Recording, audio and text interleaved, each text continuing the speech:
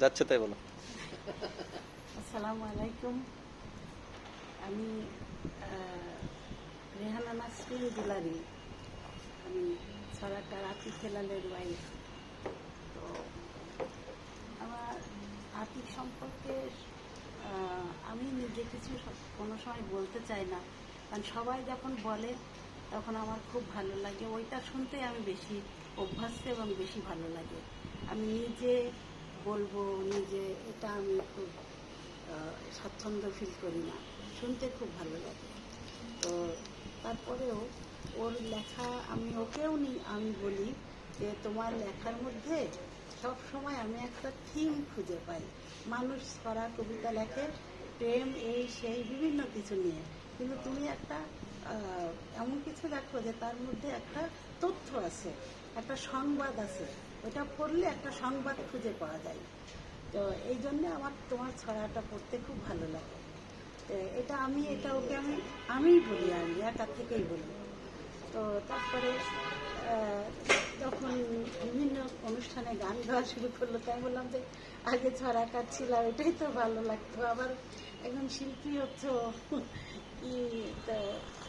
তারপরেও সবাই রিকোয়েস্ট করে, গাই, ভালোই লাগে, আমিও শুনি। এই আর কি, আমি বলি আমাকে আমি যখন শুনতে চাই একা একা আমাকে অনেক শোনাই গান। তো তখন আমি আবার জোরে দিয়ে আমার আপাদেরকে শোনাই যে গান গাচ্ছে, ভিডিও কলে গান শুনতে চাই, তো তখন শোনাই। তো মানে আমাদের মেনলি প্রেম অব্যাহত আছে।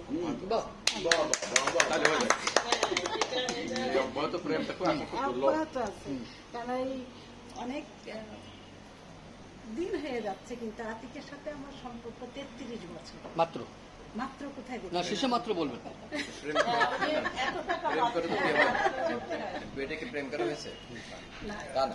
মানে আমি 33 বছর আমরা একসাথে থাকি, ওই একসাথেই বন্ধু, একসাথেই স্বামী, একসাথেই ঘর, সবই একসাথে।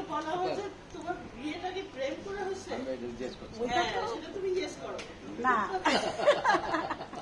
আমার বিয়েটা প্রথমে বন্ধু ছিল, বন্ধু থেকে প্রেম, তারপরে বিয়ে, এখন স্বামী। হ্যাঁ, এখন স্বামী। এই 3 পর্ব আমার, বন্ধু, প্রেম, স্বামী, আর 3 পর্ব ওর সাথে আমার। Very good. তো বিয়ে না হওয়া পর্যন্ত অবশ্য মেয়েরা প্রেমের কথা স্বীকার করে না। রাবড়ি ভাই আরো কিছু আপনি আটকে দেন না, বহু আরো বের হবে, প্লিজ কন্টিনিউ। মানে গোপন খবর বেরিয়ে আসবে, তাই না? অব্যাহত আছে, এটা বিরাট খবর, বিরাট খবর আসলে। হ্যাঁ, তারপরে বলেন ভাবি। আমাদের দুজনের মধ্যে মানে রোমান্টিকতার কোনো কমতি এখনো হয়নি। আমি ওকে বলতাম যে শোনো, 80 বছর পর্যন্ত কিন্তু আমি সবসময় বলি যে আমাদের 80 বছর হয়ে যাবে, তাও কিন্তু আমরা একই রকম থাকবো, খবরদার ভুলে যাবা না, এটা বলি আমি সবসময়। আপনাকে স্যালুট। আর তারপরে মানে আমার দেখা ইয়েতে একটু ইন্টারফেয়ার করলাম না, ওকে। ওনাদের আরো বিশাল একটা সফলতা আছে, তাদের যমজ 2 মেয়ে আছে। সুবহানাল্লাহ, তারা গড গিফটেড মেয়ে। তুমি বলো কোথায় আছে তারা, কি পজিশনে আছে? 2 মেয়ে, একটা মেয়ে ঢাকা মেডিকেলে পড়াশোনা করেছে, বিয়ে দিয়েছি মেকানিক্যাল ইঞ্জিনিয়ারের সঙ্গে। কানাডাতে থাকে বর্তমানে। কেন ভালোটা পেলেন না? হ্যাঁ, ভালোটা পেলেন না কানাডাতে? চোখে দেখে। তারপরে আর এক মেয়ে, সে কুয়েত থেকে ইঞ্জিনিয়ারিং পাস করেছে, বিয়ে দিয়েছি এক সিএসসি ইঞ্জিনিয়ারিং ছেলের সাথে। ওরা দুজনাই পিএইচডি স্কলারশিপে আমেরিকা চলে গেছে, স্বামী স্ত্রী দুজন। মানে আমার পাশাপাশি হাজবেন্ড ওয়াইফ একসঙ্গে থাকে দুজন। এই জন্য আমি সবসময় শান্তিতে থাকি, কারণ আমি একা পাঠালে হয়তো আমার অনেক টেনশন থাকতো। এখন আমার আল্লাহর রহমতে কোনো টেনশন। দেখেন তো, আমি তো আল্লাহ একেবারে এমন ভাবে ঢেলে দিয়েছেন, মানে এই হচ্ছে আল্লাহর রহমত আর আপনাদের সবার দোয়া। অবশ্যই ইনশাআল্লাহ।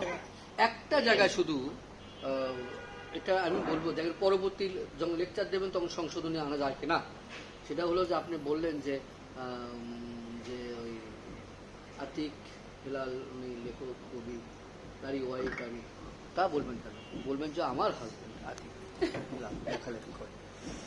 না আমি তাই বলবেন? না শোনেন, আমি চাকরি করি তো, তা আমি বলছিলাম আতিক, আমি কুষ্টিয়ায় ছিলাম, তাই আমি বলেছিলাম যে স্যার আমার একটু ছুটি লাগবে। বলছি কেন? বললাম স্যার আমার আতিক আসছে। আমি বলছিলাম আমার আতিক আসছে, আর প্রত্যেকে হা হা করে হেসে দিয়ে বলছে কি রেহানার আতিক আসছে, রেহানাকে ছুটি দিয়ে লাগবে না। আপনারা তারপরের থেকে দেখা হলে শুধু বলতো যে আপনার আতিক আসেনি। এরপরে আপনার যুক্ত হয়ে গেল। খুবই খুবই খুবই আল্লাহ আসলে হ্যাঁ, সেটাই। আমরা যদি চাই আল্লাহ দেয় সেটা ধরে রাখার। তো ঠিক আছে, আমি আর বেশি কিছু বলবো না, আতিক তো চলে যাবে নাইটে আজকে, তো সেই কারণে দীর্ঘ করলাম না। ও কিছু বলুক, আমি আল্লাহ ধন্যবাদ ধন্যবাদ।